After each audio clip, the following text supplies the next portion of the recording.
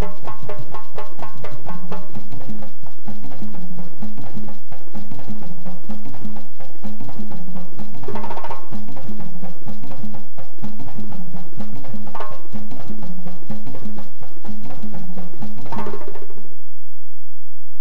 evening, a pleasant welcome to LNTV News Live. This is a 30-minute presentation of news, views, interviews, background reports, and analysis shifting the destiny of Liberia, Africa, and our one world. It's Tuesday, February 12, 2019.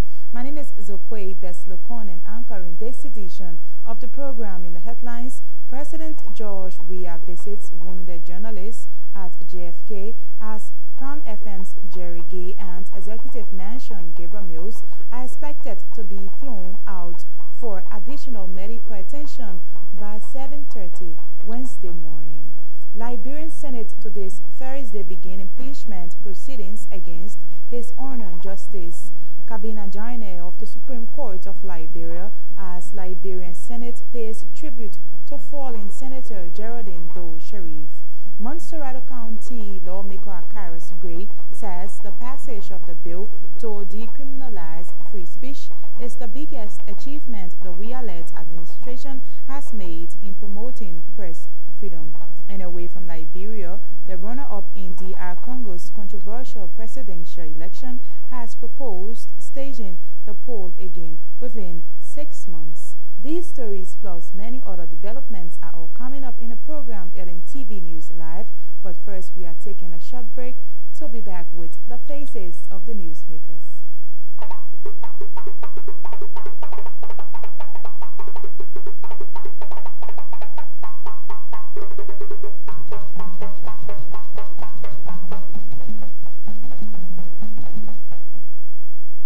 Welcome back to LNTV News Live. The Liberian Senate will commence the impeachment proceedings against His Honor Justice Kabina Jaine, Associate Justice of the Supreme Court of Liberia, on Thursday, February 14, 2019 at 2 p.m. at the Capitol building. The notice of assignment signed by the Secretary of the Senate, Namlo Segme, instructing the Sergeant-at-Arms indicates notify the parties and or their legal counsels to appear before the Liberian Senate in impeachment trial at its chambers at the Capitol building, Capitol Hill, Monrovia, Liberia, the 14th day of February 2019 at the hour of 2 p.m. for the commencement of the trial.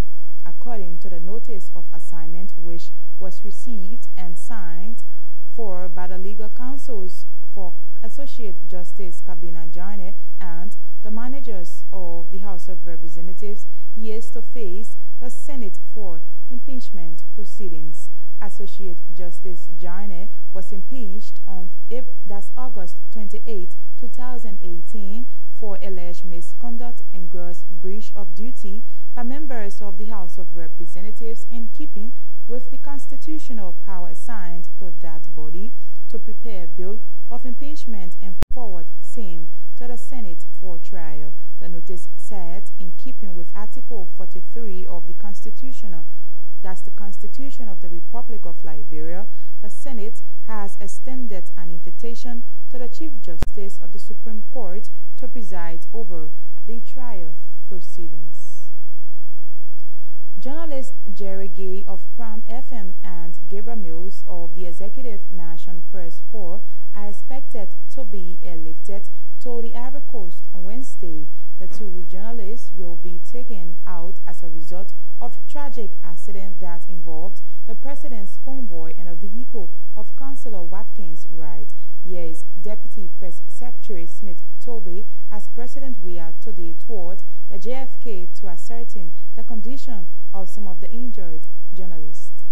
I just want to say thank God that we all come along with the President to see the condition of our colleague from the estate, the fourth estate that was involved in the accident a few days ago. As you've seen, the President stayed concerned because he was on the scene when the accident took place. So expressing that humanitarian side of him, he's come to see the victims. They are all recovering very well, even though 2 of them will be taken out of the country. So we had a total of nine media professionals that were involved in the accident. On yesterday, the GFK threw their instrumentality discharge 4 of them, so that the rest of them are stayed here. They've been attended to by the medical staff here.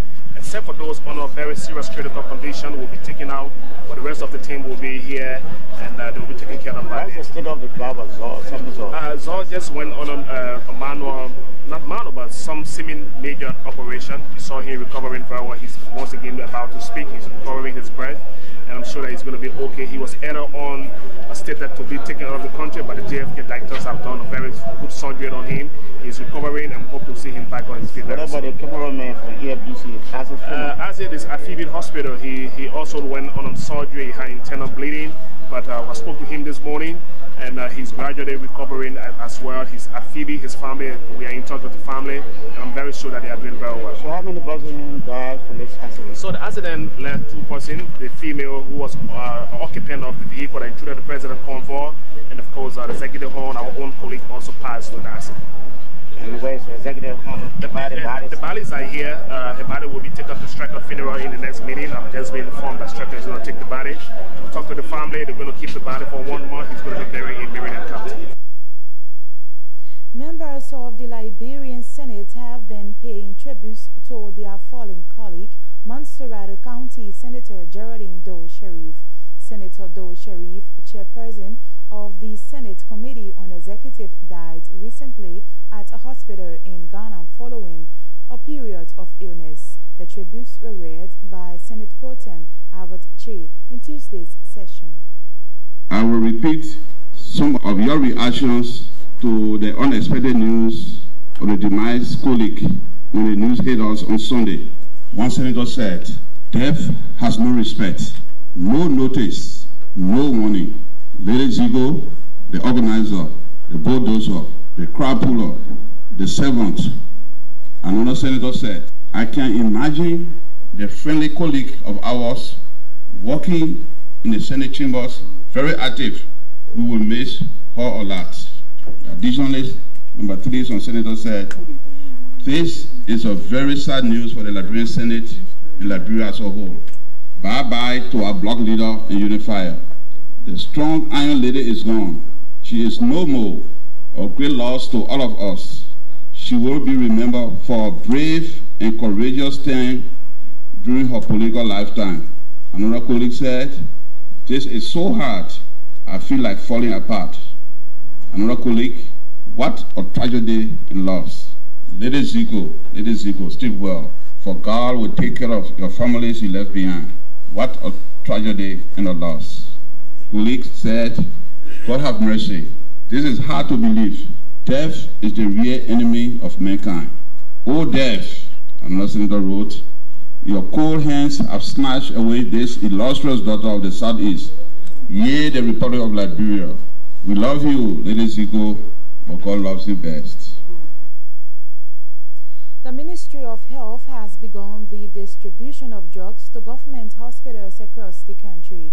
This comes as a result of constant reports that government-run hospitals are out of medications. Saba George, communications consultant at the Ministry of Health, provided the details in an interview with Dr. Francis Kate recently.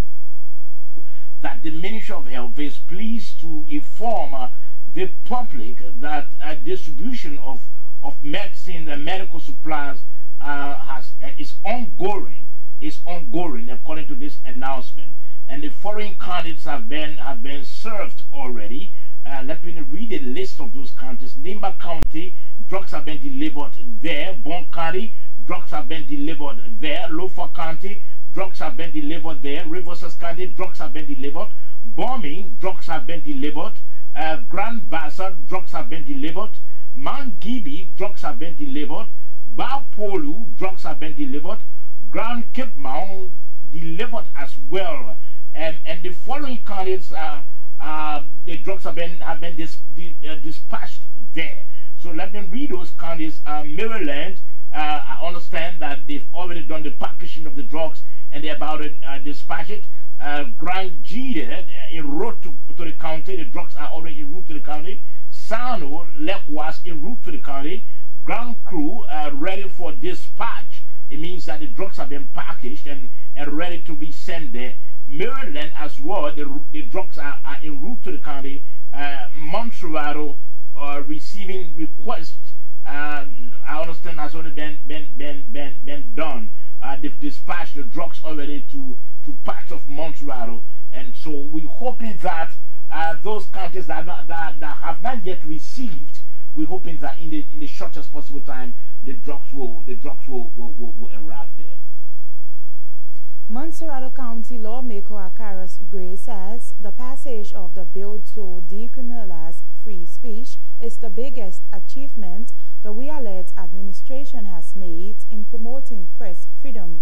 According to Representative Gray, this shows a high level of tolerance from the We Alert administration. He made the assertion Tuesday in an interview with this station.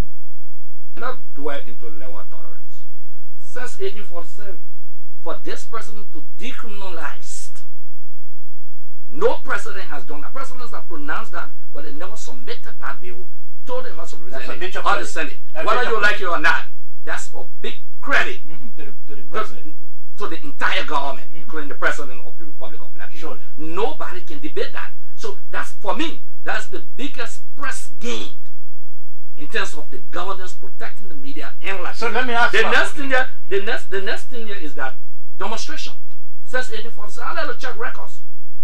When the faces of the opposition and faces of political institutions under the canopy of civil society organization and leaders of political institutions amalgamated forces a few months ago to protest, we provided them security protection, unlike the last 12.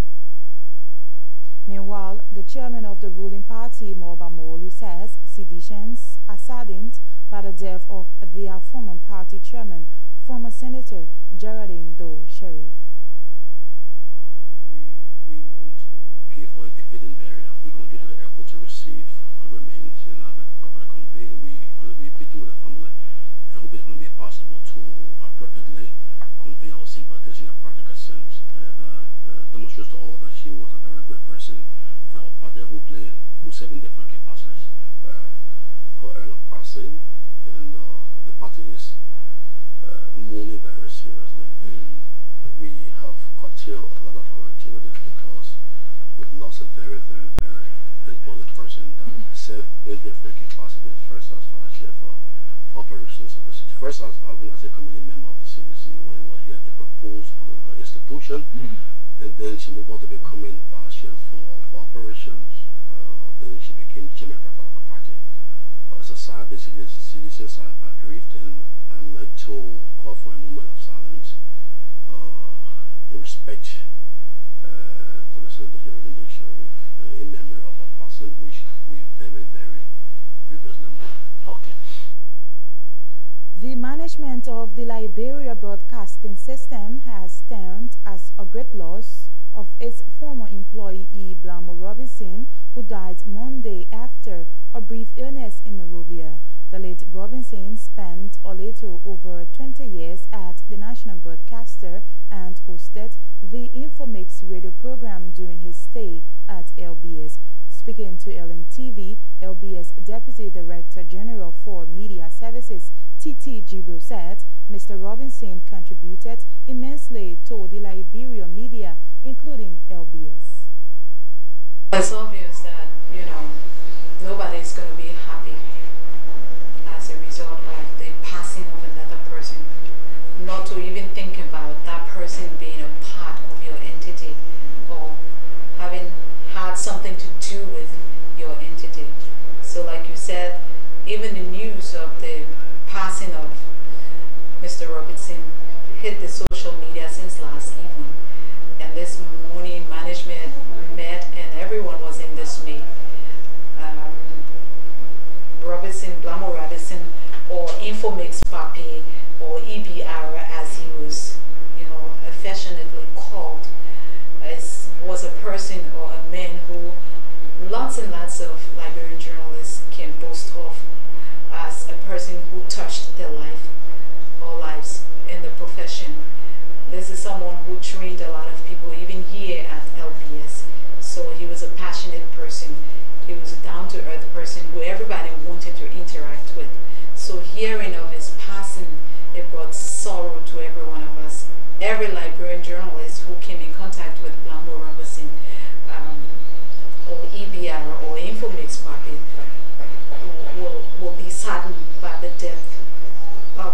his death. So, like I said earlier, management is really, really saddened by his death. We've extended our, condolences to the family, because this loss is not just the family's loss, but that of the Liberia broadcasting system also. Meanwhile, Madam Gibro expressed regrets over the injuries of 2 LBS employees involved in Sunday's accident on the Banga Monrovia Highway. Unfortunate situations where following journalists just Sunday before Mr. Robson passed, 2 of your staffers got involved into this accident with the presidential motorcade. How is management taking that accident as well? Sunday when we heard about the accident in Bone County, it was a shock to every one of us. Nobody can question God why certain things happen.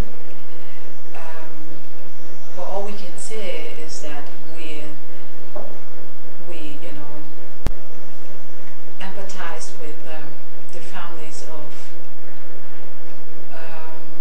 Sam and the Sam and Isaac Freeman family. We thank God that they're still alive. Praise God, Sam is out of the hospital. All of them were taken to Phoebe, and fortunately for him, that night he was brought to the JFK, and then yesterday he was released. He's responding to treatment. We spoke to him yesterday, we spoke to him today, and he's gradually improving. We are thankful to God for that, especially with all of what is happening. We are thankful to God for that. Our hearts are with Isaac Freeman. Isaac is still in Bone County at the Phoebe Hospital. We visited him yesterday. He did a surgery, a life-threatening surgery, but thank God he's still alive, and we saw him yesterday. This morning we talked to him. He's able to walk around now. Just 2 hours ago I spoke with him. He was telling me that he was walking around in the hospital, which is good news, because when I talked to the doctors, they were like, as long as he could get up from his bed and be able to make a move, is a sign of recovery for him, especially having gone through such a surgery. So we're grateful to God, and our hearts are with them. They're in our prayers. By the grace of God, we believe that they will join us again. They will come back to work very healthy. Well, if you have just joined us, there's a reminder that you are watching LNTV News Live, a 30-minute presentation of major news, views, interviews, background reports, and analysis shifting the destiny of Liberia, Africa, and our global village. It's Tuesday, February 12, 2019. My name is Zokwe Beslokon, and anchoring this edition of the program. Let's recap our top stories. President George Weah visits wounded journalists at JFK as Pram FM's Jerry Gay and Executive Mansion Gabriel Mills are expected to be flown out for additional medical attention by Wednesday morning. Liberian Senate to this Thursday begin impeachment proceedings against His Honor Justice Kabina Jaine of the Supreme Court of Liberia as Liberian Senate pays tribute to fallen Senator Geraldine Doe Sharif.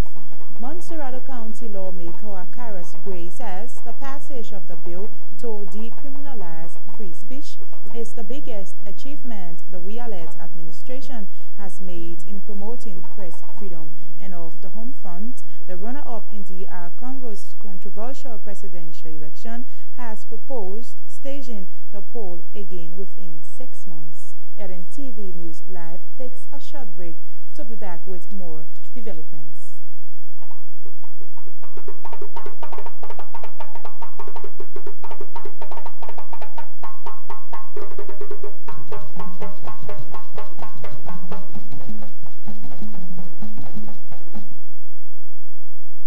Welcome back to the program LNTV News Live. We continue with more developments. The National Office of the Clara Weah Foundation has been launched and dedicated in Monrovia. According to the vision bearer, Madam Clara Weah, her foundation is currently helping and feeding over 2,000 elderly people as well as children. According to Madam Weah, more needs to be done to help the disadvantaged people in the country. All of what I do is totally transparent. All of what I do is for the Liberian children and people. I'm currently feeding through the First Lady's office over 2,000 elderly each month. I'm feeding the orphanages, all orphanages in Monrovia. We've started in Buchanan. We're also in Nimba County. We're feeding them at least on an average, maybe every 2 to 3 months we provide them with food. I'm about to, like I said before, to build the City of Hope. The elderly home is being built by Sadani. He's very supportive of my cause. So there's so many, there's so many things we want to do. But one of the reasons we created the foundation is that we are very thankful to the Liberian government for their support that they give to the First Lady's office.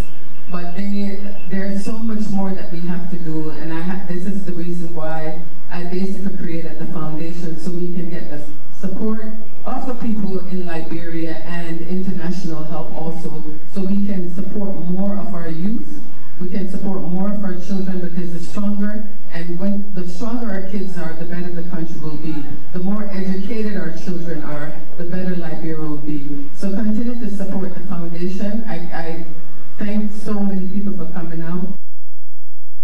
Meanwhile, President George Weah delivering a special statement called for more support to Clark Hope Foundation. Also speaking, a strong partner of the Clark Hope Foundation, Chinese Ambassador Fu Jinjiang stated the intent of the Clark Hope Foundation is in line with the government's pro-poor agenda.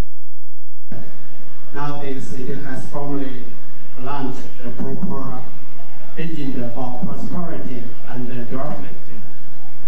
I think it is a very good policy to push forward the development of Liberia in the next 5 years. According to my experience and my knowledge about China's development in the last 70 years, particularly in the last 40 years, the pillar for the country's development is, of course, the human resources development, the agricultural development, the peace and the stability. I think the Chinese experience of development in the last 70 years and 40 years has the similar ambitious mission with the PAP. Montserrat County District 9 lawmaker Mona Pelham Youngblood says gone are the days when men of the armed forces of Liberia will be classified only as men of war. According to her, today's AFL has more to contribute to the Liberian society. Meanwhile, the Deputy Director General of the Environmental Protection Agency, Randall Dubayu, stated it's the EPA's responsibility to ensure how waste is disposed and not to collect waste. Here's Representative Mona Youngblood, followed by Randall Dubayu. Well, I will say Happy Armed Forces Day to the men and women of the Armed Forces of Liberia. Having listened to His Excellency the President, it tells me that there is a brighter day for our men in arms. Gone are the days where they will be labored as men that go to war. But today, they are contributing to our society in terms of road construction.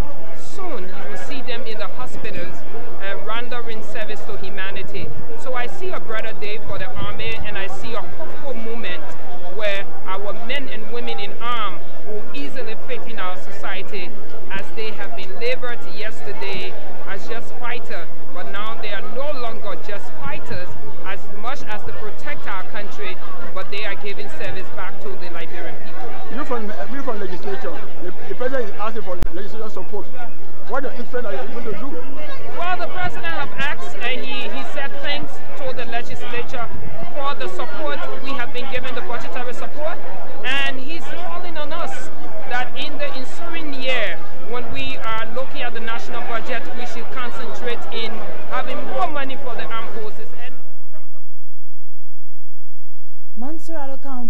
District 6 Representative Samuel Enders has donated 2 vehicles, 1 patrol pickup for use by the police and 1 jeep for the Community Watch Forum to enhance security operations in the district, making the presentation to the Community Watch Forum.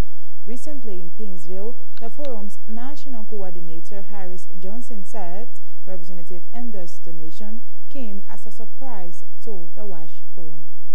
The Community Watch Forum was highlighted significantly in his deliberation, and he said he took it as a serious challenge to the district and it needed intervention. And I was sent by the Honorable National Chairman, Honorable Adinati Kaffin, to represent the forum on behalf of the Community Watch Forum. And we were there, he made a presentation, it was very, very splendid. At the end of the presentation, to my surprise, he said there was time for remarks. And when remarks were being made, he said there's 2 remarks that is remaining. 1 remark from the Community Watch Forum and 1 remark from the Liberia National Police. But that will be done also when I have given them a presentation. So I said, what kind of presentation is that? We came outside and I saw, before making the presentation, I saw a Nissan High-Body full-time full double cabin pickup, and I saw a Toyota Land Cruiser Jeep full-time full, which is parked. If you look out there, you see the car parked. District 6 my Community Watch team. So, responding on behalf of the Community Watch Forum, the national chairman Unati Cafe lauded Representative Enders for the gesture and called on other leaders to emulate the good example of the lawmaker. It is a happy day in the history of our organization. Very serious. Very, very serious. A few months ago, this act of patriotism was demonstrated by District 3 Representative Honorable Bashir. And again, it has been reiterated in the Lao Community Watch Forum through the instrumentality of our Honorable District Representative, Reverend Enoch. There is not a surprise. You know, when it comes to leadership, it's not what you say or where you go or what you leave behind as a legacy.